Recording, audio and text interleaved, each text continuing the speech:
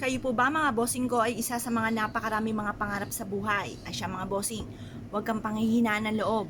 Ang mga taong fighter, hindi nasuko sa hamon ng buhay at napakasipag, napakamatyaga at madiskarte ay walang imposible, lalo-lalo na kung sasabayan nyo na mahigpit na kapit sa mahal na Panginoon. Huwag kang makakalimot magdasal ay kahingi ng gabay.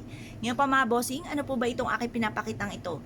Bukod po sa sipag at tiyaga at pananalig sa mahal na Panginoon, mainam na meron po tayong pampaswerte na pinaniniwalaan. Ang mga taong mahilig sa mga ganito ay punong-puno ng pag-asa sa buhay. At sila po yung tipo mga bossing ko na hindi nasuko sa hamon ng buhay dahil sila po ay maraming mga pangarap. Kaya mas mainam, sabayan natin ang mga ganitong mga pamamaraan upang sa ganon, ang mga kamalasan na paparating o mga pagsubok na pinagdadaanan ay kaagad nyong malampasan. Ngayon po mga bossing at kaagad pong maiwaksi kung ano man ang mga kamalasan na pinagdadaanan po ninyo. Gamitan nyo po ito ng kapangyarihan mga bossing ko ng sili. Ang sili mga bossing, maging halaman na sili na nakatanim sa harapan ng inyong tahanan ay nagtataboy ng mga negatibong enerhiya. Kagaya nito, pulang-pula po ito. Ito po ang kapulahan po niyan ay nagtatawag din ng swerte. Ngayon po kung kayo po may problema sa inyong pong buhay, pag-ibig, pera, o kaya po'y kalusugan, o apple of the eye ka ng mga taong chismos at pakalimera, mainam na gamitan nyo po ng ganitong mga pamamaraan. Upang sa ganun mataboy ka agad ang mga kamalasan dahil maaaring maraming kamalasan sa inyong kapaligiran kung kayo nakakaranas ng mga ganyang sitwasyon. Gamitan nyo po ito mga bossing ko ng 5 piso. Ang 5 pisong luma ay kulay gold mga bossing, for abundance po yan.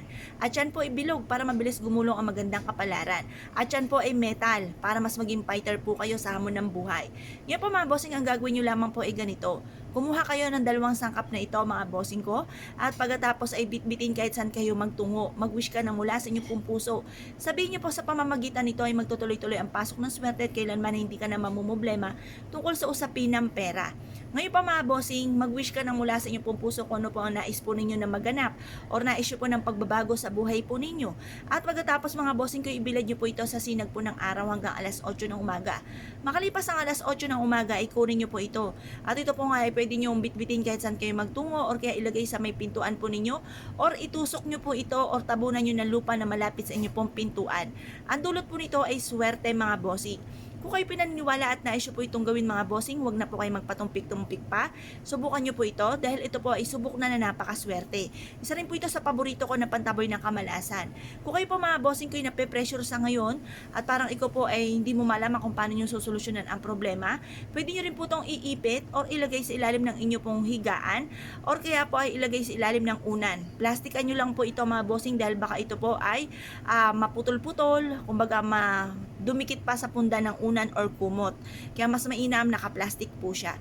Ngayon pa mga bossing, kung kayo po naniniwala at nais po itong gawin, subukan nyo po ito para ngayon pong buwan na ito mga bossing ko ay magtuloy-tuloy ang pasok ng swerte at hindi na po kayo malasin pa.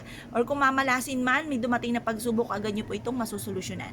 Kaya kung kayo pinaniwala at nais po itong gawin, ay siya mga bossing, good luck po sa inyo po lahat.